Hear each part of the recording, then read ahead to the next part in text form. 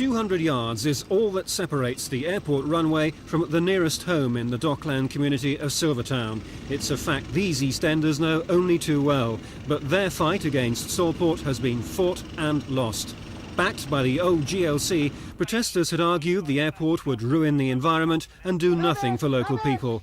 At the 17-week public inquiry, they even came up with their own alternative plan for local businesses and leisure.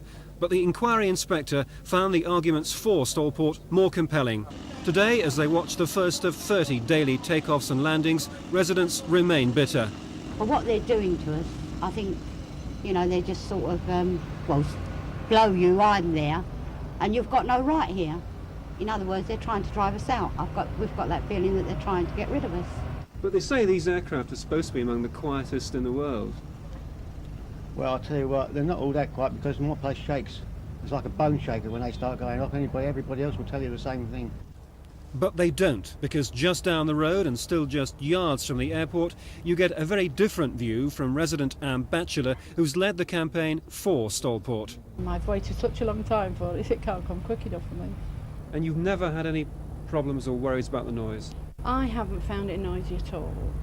I'm very impressed with it, and I live very close to it. You see the aircraft coming in here quite closely then, do you? Oh yes, and I've always got my windows open or doors open or whatever when it's warm, and we don't hear them. You live right next to it, doesn't it bother you? Well, I'm a docker. I'm used to noise in that sense, and it doesn't really matter. It doesn't concern me at all.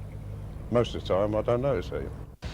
Builders say they bent over backwards to minimise the noise and visual impact of the airport. The terminal buildings were built higher to provide a noise screen, and work has started on double glazing 200 nearby homes. The airport reject claims they're driving the community out. 60% of the staff that we have recruited to work for the airport live in the borough of Newham. Many of them live very locally, so I think that driven out is not exactly the right view that I would take of this. And no, we feel that we're a new prosperous venture in the community which will add to the community rather than drive people away. Campaigners, though, now fear the introduction of bigger aircraft like the 90-seater British Aerospace 146, which Eurocity would like to operate from here. Billed as the world's quietest jet, it's only marginally louder than the Dash 7. But to take it, the airport would need a longer runway, and that would almost certainly mean another public inquiry.